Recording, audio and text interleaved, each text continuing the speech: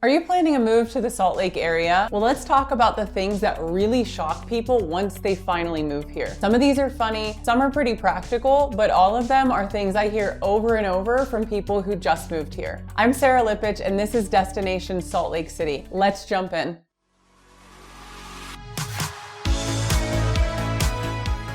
This one is kind of funny, but it's true. Number one, the health and beauty culture. It seems like on every corner you see Botox clinics, med spas, plastic surgery offices, even testosterone clinics. And Utah actually ranks really high in plastic surgery per capita. There's actually a report that ranks Salt Lake City second in the US in number of plastic surgeons per 100,000 residents. Now we rank really high in a lot of really good things. If you've watched my other videos, you'd see that. But this one, I'm not sure if that's a good thing or not. A lot of people don't realize how big the cosmetic culture is here until they move in and they notice it everywhere. Now, whether you love it or not, it's definitely a thing. There's also a ton of supplement companies that you see in stores that are actually from Utah, like Clean Simple Eats, Mountain Ops, Bucked Up, things like that, for example. Number two is another shocker. People really miss the rain. We don't really have a monsoon season or a stormy season. We don't really get evening storms like a lot of Colorado does. And I know whenever I travel out of state to somewhere stormy, I realize how much I personally miss it. But on the other side of that, most people love that you can plan a hike or a barbecue, a day on the lake without worrying about the weather ruining it. Sun is pretty much the standard here. Number three,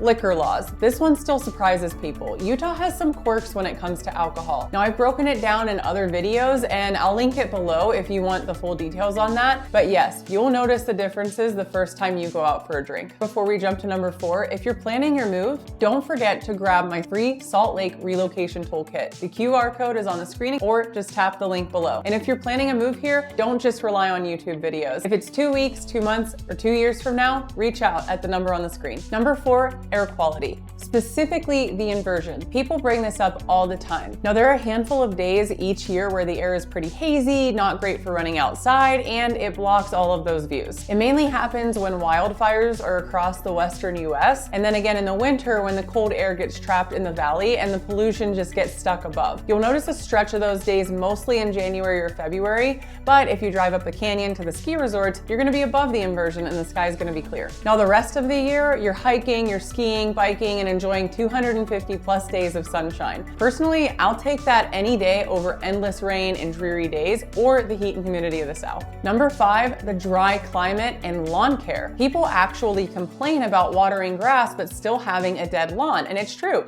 You're in the high desert. Lawns are gonna need more work. Although it's not super common here yet, people are ditching grass more for xeriscape or turf. But honestly, who is moving to Utah for the grass anyway? Another thing with the dry climate is that in the winter, it's not as cold as like the Northeast or even Texas, for example. Unless a storm is rolling in, the winds are typically pretty calm and the humidity is low, so you might find yourself being one of those people who wear shorts in the winter, or at least not feeling the need to wear a coat. And the same goes for summer too. When it's hot out, it doesn't feel sticky, or even on those 90+ degree days, when you're in the shade, it's just not that bad. I will say though that the high elevation sun can cook. Number six isn't as bad as people think, and that is winter weather. A lot of people imagine nonstop blizzards, but the reality is that in most of the Salt Lake Metro, the snow melts pretty fast, usually within a couple of days after a storm. South-facing houses, they usually don't even need to shovel that often. So here's what actually happens with our storms. Systems roll in, but as they move over the Great Salt Lake, they get juiced up. It's called lake effect snow. Now, if you live near the Great Lakes, you're gonna be familiar with this term. Now, all that moisture gets lifted and the snow bands set up in the mountains, and they just kind of stick around and hang out, and they dump inches and inches of fresh powder,